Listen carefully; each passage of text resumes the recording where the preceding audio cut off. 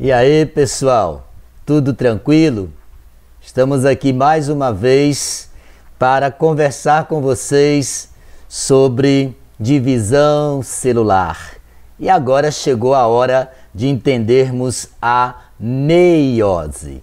O próprio nome já diz, meiose, vem de meio, reduzir ao meio. Então veja bem, a meiose ela vai acontecer para produzir células reprodutivas, gametas. Acontece na produção de gametas masculinos e de gametas feminino. E lógico que no ser humano isso daí vai acontecer no período da puberdade, no período da adolescência. E esse período é um dos períodos em que o nosso organismo está passando por grandes modificações, adquirindo aí as novas características que estão relacionadas à transição da infantil para a vida de adolescência, né? O amadurecimento, então, das características sexuais. Então, nós precisamos entender a partir desse princípio. Nós somos um organismo que temos 46 cromossomos formando nossos cariótipos, né? Formando o nosso cariótipo, e esses 46 cromossomos, então, agora vai precisar reduzir para 23 cromossomos. Por que reduzir para 23? Porque posteriormente, quando um gameta se encontrar com outro, 23 com 23, formará um novo zigoto, uma nova célula com 46 cromossomos. Então veja só, observe aqui nesse esquema lindo, maravilhoso. Nós temos então no nosso corpo células 2N com 46 cromossomos. Esses cromossomos estão aos pares. E esses cromossomos podem ser do tipo metacêntrico, submetacêntrico ou acrocêntrico. Disso daí eu tenho certeza que vocês já estão aptos devido a já termos colocado isso na aula anterior.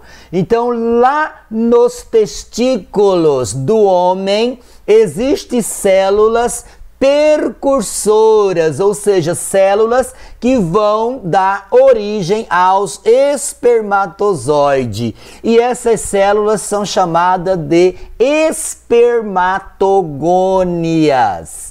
E lá na menina vai existir no seu ovário células percursoras que vão dar origem aos óvulos, chamadas de ovogônias. A diferença é que os meninos, essas células chamadas de espermatogônias, elas entram em ação na puberdade. Já as meninas, elas já vão nascer com essas células nos seus ovários. Essas células, elas já vão ter iniciado os processos de meiose, porque essas células são formadas lá no período intrauterino, quando a criança está passando, quando a criança do gênero feminino está passando pelo processo de desenvolvimento embrionário, e lá em seu ovário ela vai, portanto, produzir esse número de células chamadas de ovócitos. Ela vai ter sua produção no período intrauterino, mas essa meiose não irá se concretizar. Ela vai nascer, então, com uma quantidade de ovócito em meiose interrompida. Quando a menina entrar na puberdade, essa meiose ela vai ser ativada para que agora ela possa amadurecer a cada mês um novo ovócito. Ele só vai conseguir completar todo o seu processo de meiose caso haja a fecundação. Se não houver a fecundação, não se torna um óvulo, vamos dizer assim, viável. Ele só completa toda a meiose se ele tiver aí o contato com o espermatozoide e houver uma fecundação. Então, o período de produção de gametas requer processos meióticos, requer produzir gametas com 23 cromossomos, tanto no sexo masculino quanto no sexo feminino. O gameta masculino, então, ele vai ser produzido a partir de células chamadas de espermatogônias, que vão produzir espermatozoide com 23 cromossomomos. As meninas, as mulheres vão produzir ovócitos a partir de células chamadas de ovogônias, e esses ovócitos ela vai nascer com a quantidade de ovócitos já, e esses ovócitos vão continuar sua meiose na puberdade e vai completar se houver a fecundação, ok? Isso só foi uma parte introdutória do nosso conteúdo de hoje. Então, pessoal, observe que a meiose, ele é um tipo de divisão em que uma célula 2N com 46 cromossomos vai precisar produzir 4 células N com 23 cromossomos cada.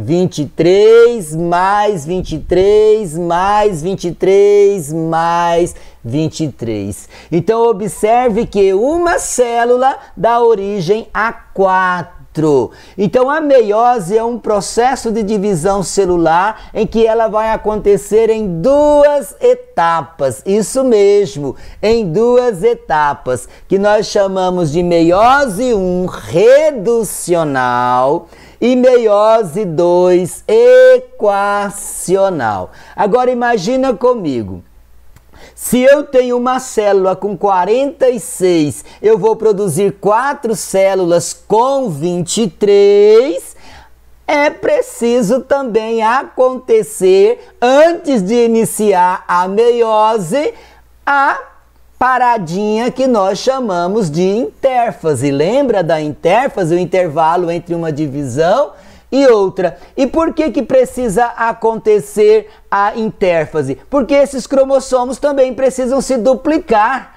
Eu vou ter uma célula com 46 cromossomos, esses cromossomos vão se duplicar, e quando eles se duplicam, vão ter quantos cromossomos ao todo duplicados na intérfase? 92 cromossomos. 92 cromossomos, vamos pegar aí 92 dividido por 4, vai dar aí um total de quantos cromossomos cada célula? 23 cromossomos, ok?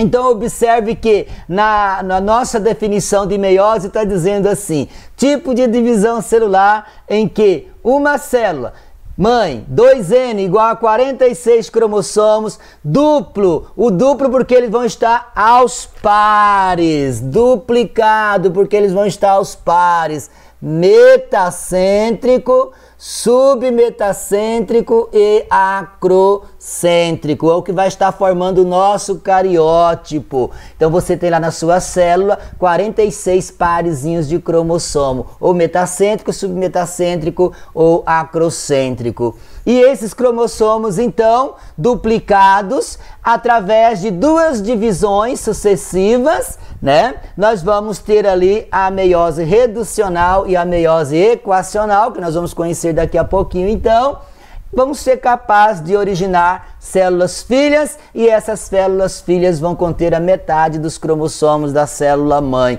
ou seja, 23 cromossomos. É preciso reduzir? Sim, porque se não reduzirmos os cromossomos das ovogônias e das espermatogônias, como nós vamos produzir gametas com 23 cromossomos, e esses gametas vão originar um novo ser com 46. Então, essa redução se faz necessário. Então, meiose ocorre na produção de células reprodutoras, ok? Então, observe no nosso esqueminha aí que nós vamos ter, então, a meiose reducional e a meiose equacional. Então, olha lá, na primeira divisão reducional, nós temos uma célula lá representada por 2ND, 2N igual a 46, e ali vai então haver a separação dos homólogos. Então eu vou puxar aqui na minha redução, quando vocês perceberem que vai haver ali a anáfase, em que vai puxar os cromossomos para um lado e para o outro, vai vir então os cromossomos pares, vai vir 23 pares para esse lado e 23 pares para esse lado. Por que pares? Porque eu não vou ter ali a separação do centrômero, os cromossomos homólogos vão migrar para um lado e outro para outro lado. Já na segunda divisão, que nós vamos chamar de equacional, aí vai haver a divisão do centrômero e vai migrar cromossomos simples para uma célula, para outra e para outra. Então, a partir dessa situação, imagine o seguinte: lá na minha célula eu tenho 46 cromossomos? Tenho. Esses cromossomos estão aos pares, metacêntrico, submetacêntrico e acrocêntrico, certo? Ele duplica para 92 e depois ele vai então migrar 23 pares para esse lado, 23 pares para esse lado. Quando isso acontece é o que nós chamamos de ND, reduziu número de cromossomo em questão de migrar 23 para cá, 23 para cá grudados, certo? E NS é porque agora separa o centrômero, migra um para cada lado. Eu sei que ficou um pouquinho complexo, mas vocês adiante já vai poder contemplar isso daí melhor. Então veja bem, aonde acontece a meiose e qual a sua importância? É reduzir o número de cromossomos à metade e para a produção de gametas nos animais. Vegetais, a gente não cita aqui a questão da produção de esporos, que nosso foco é em animal, ok? Olha que fácil. Pessoal, então a meiose, ela tem então todo o processo de acontecimento. Então primeiro vem lá a intérfase, como o professor colocou. Eu não vou dar ênfase na intérfase porque nós já entendemos lá anteriormente. Vai haver toda a duplicação dos cromossomos, formação de novos cromossomos e etc. Isso tem a ver, né, na produção então de proteínas, que é a cromatina e etc. A gente já viu isso daí. Só que a meiose, como ela acontece em duas etapas, nós vamos ter meiose 1 e meiose 2, né? Então nós vamos ter prófase 1, metáfase 1, anáfase 1, telófase 1. Meu Deus, isso é na meiose 1. Na meiose 2, que é a equacional, nós vamos ter prófase 2, metáfase 2, anáfase 2 e telófase 2. Não mudou nada, continuou a mesma coisa em questão de prófase, metáfase, anáfase e telófase. Prometo a Ana telefonar. A diferença aqui é que você vai usar primeiro na meiose reducional o 1 e na meiose equacional o símbolo do algarismo 2 para diferenciar o que é meiose 1 e que é meiose 2. Então vocês viram que existe então as 4 etapas na meiose 1 e as 4 etapas na meiose 2, ok? Vamos dar continuidade para que vocês possam entender melhor. Pessoal, olha, observe aqui o gráfico então no período de preparação da célula, né? No período então G1, a célula vai duplicar o seu material genético. Período S é onde ela vai estar com a maior quantidade de DNA, a gente já viu isso daí na mitose. O G2 ela está se preparando, né? Então vem aí agora a meiose 1, a prófase 1, metáfase 1, anáfase 1 e telófase 1. Observe que na telófase 1 ela já está diminuindo a quantidade de atividade, porque ela agora precisa voltar a cumprir a meiose 2. Só que aqui da meiose 1 para o término da meiose 1 para o início da meiose 2, né, observe que esse processo chamado intercinese, esse intervalo ele praticamente não existe, porque ela já teve duplicação dos cromossomos na intérfase, então ela vai apenas passar para uma segunda etapa, então não tem intérfase aqui na meiose 2, certo? Só vai ter no período preparatório antes de começar a meiose 1. Aí ela segue, ó, prófase 1, prófase 2, perdão, metáfase 2, anáfase 2 e telófase 2. Então, aí ela cumpre seu ciclo, certo? Então, duas divisões, meiose 1 e meiose 2. Só existe intérfase no período antes da meiose 1. Não existe intérfase entre a meiose 1 e a meiose 2, porque os cromossomos já foram duplicados aqui na intérfase, período que antecede a meiose 1, ok? Entenderam? Tudo certinho? Então vamos que vamos. Próximo então. Então na prófase 1, nós vamos ter, prófase 1 ela vai ter 5 subfases, que nós chamamos de leptóteno, zigóteno, paquítono, diplóteno e diacinese. Todas essas etapas, todas essas subetapas estão na prófase 1. Então a prófase 1 é a etapa mais longa da meiose. E por que que existe aqui, então, 5 subfases, que nós classificamos como leptóteno, zigóteno, paquítono, diplóteno e diacinese? É justamente porque nesse período da prófase 1 vai acontecer um evento que nós chamamos de permuta genética, permuta gênica. E é esse evento de permuta gênica que vai possibilitar levar a variabilidade genética dentro de uma espécie. Aí, olha, imagina assim comigo, na nossa sala de aula, vocês conseguem perceber a quantidade de variação genética que existe entre as pessoas? Essa variabilidade, não existe ninguém igual, todo mundo é diferente. E por que diferente? Porque na hora de produzir esses gametas vai acontecer um evento chamado de crossover ou permuta gênica. E isso possibilita então a variabilidade genética dentro de uma espécie. Então, quanto mais variabilidade genética tiver, mais diferença vai existir entre as pessoas. O brasileiro tem essa variabilidade muito frequente, né?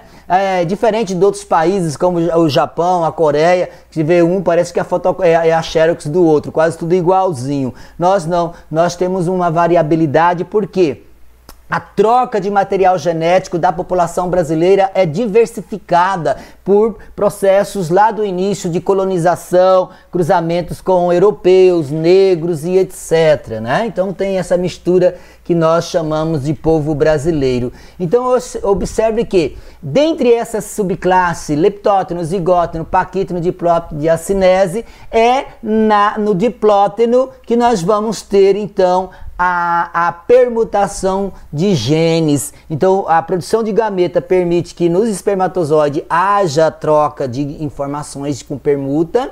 Na produção de óvulo também vai haver a troca com permuta, e isso, quando essas permutações gênicas se recombinam na fecundação, dá a variabilidade genética para a espécie, certo? Isso permite o quê? O que que isso traz de positivo para a espécie humana? Quanto maior variabilidade genética tem, mais a população fica forte para poder se manter aí diante de um processo de seleção natural que já dizia Charles Darwin, para quem estudou no ensino médio a teoria de seleção natural, certo? Então isso é muito legal. Mas vamos prosseguir para que a gente possa entender. Pessoal, então, como eu disse, a etapa da meiose 1 ela tem 5 subfases. Olha só que legal aqui, ó. No primeiro desenho nós vimos lá que os cromossomos eles vão estar bem descondensadinhos, imagina ali no leptóteno, cromossomos descondensados, mas já vai apresentar os centríolos multiplicados, as fibras dos fusos mitóticos já estão sendo tecidas para que depois possam puxar, né, os cromossomos para os polos opostos.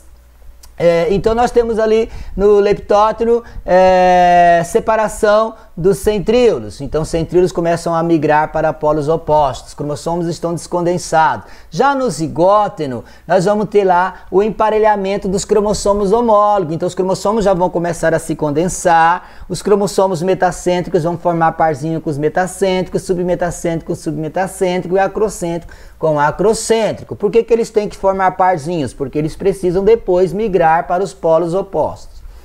Observe que na subfase chamada paquítino, esses cromossomos, eles já formaram pares. Então, eles já são cromossomos chamados de tétrades ou bivalentes. Por quê? Eles estão em pares de 2 em 2. Né? Então, por que eles estão em pares de 2 em 2? Porque eles multiplicaram na intérfase. Então, aqui eu vou ter 92 cromossomos pareados, formando os pares de cromossomos homólogos, metacêntrico com metacêntrico, acrocêntrico com acrocêntrico, submetacêntrico com submetacêntrico. No diplóteno, é onde vai acontecer, então, a permuta gênica, o que nós chamamos de quiasma. O que vai acontecer? Os cromossomos homólogos, agora, eles vão colocar uma das suas cromátides sobre a outra, ou seja, uma perninha sobre a outra. E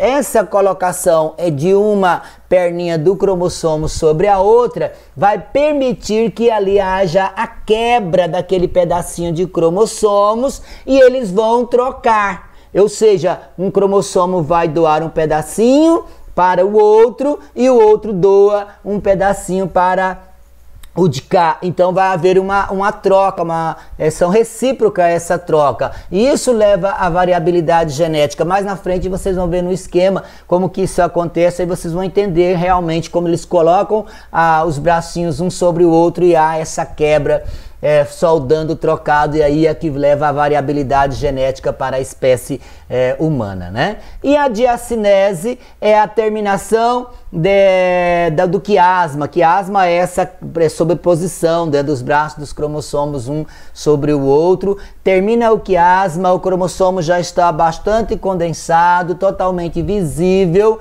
e agora sim ele vai passar para a etapa da metáfase. Prófase foi a primeira, leptótono, zigótono, paquítono, diplótono, diacinese, todas essas subfases estão acontecendo ainda. Aonde? Na prófase 1, certo? Vamos entender então o que é quiasma, essa sobreposição dos bracinhos que o professor estava colocando, que talvez não tenha entendido bem. Então observe aqui, ó. Os cromossomos no paquítono, eles vão estar tétrades, pareados. No diplótomo é onde vai acontecer o quiasma. Observe que o verdinho ele está entrelaçado com o vermelhinho.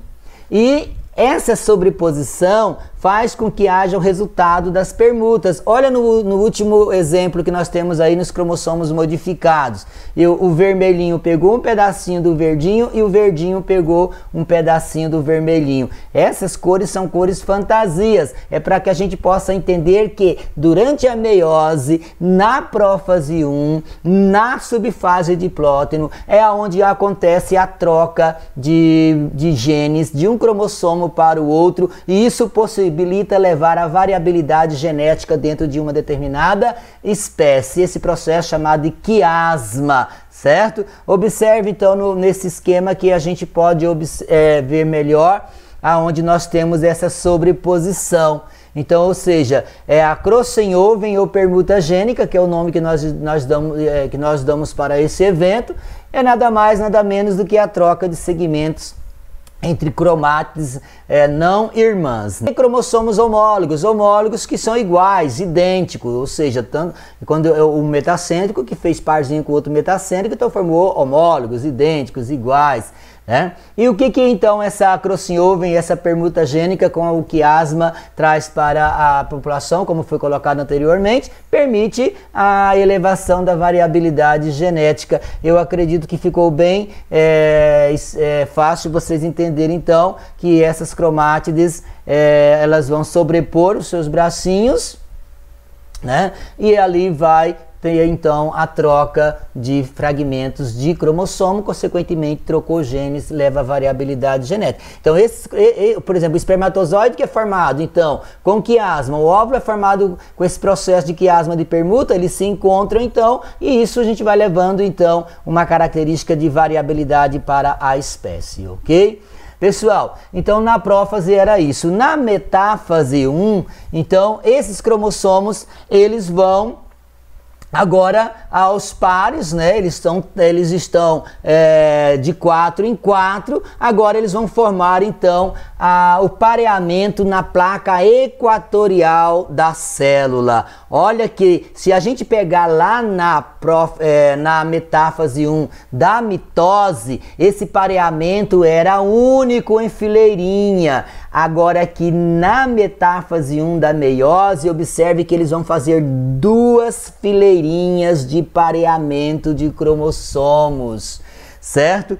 Então olha só que legal, aqui está formando o que? A placa equatorial. Os cromossomos homólogos se pareiam um em frente ao outro, formando duas placas, uma de um lado, outra de outro. Então veja bem, e eles vão estar presos nas fibras dos fusos mitóticos, certo? A diferença aqui em relação à mitose, que eles vão formar dois filamentos de cromossomos formando a placa equatorial. Na mitose nós só tínhamos um filamento formando a placa equatorial. Então veja bem, esses cromossomos, eles vão agora, na próxima fase da anáfase, essas fibras dos fusos vão se encurtar, e eles vão ser puxados para os polos opostos da célula. Só que, veja bem, eles vão ser puxados com o seu centrômero prendido e eles não vão separar os seus cromossomos. Então os cromossomos duplicados vão migrar metade para um lado e metade para o outro. Isto é, eu vou ter 23 cromossomos duplicados migrando para a minha direita e 23 cromossomos duplicados para a minha esquerda. Então eu estou tendo então a meiose 1 acontecendo. Observe no próximo slide, então, a imagem que permite a gente visualizar bem aí a formação da placa equatorial com seus cromossomos duplicados.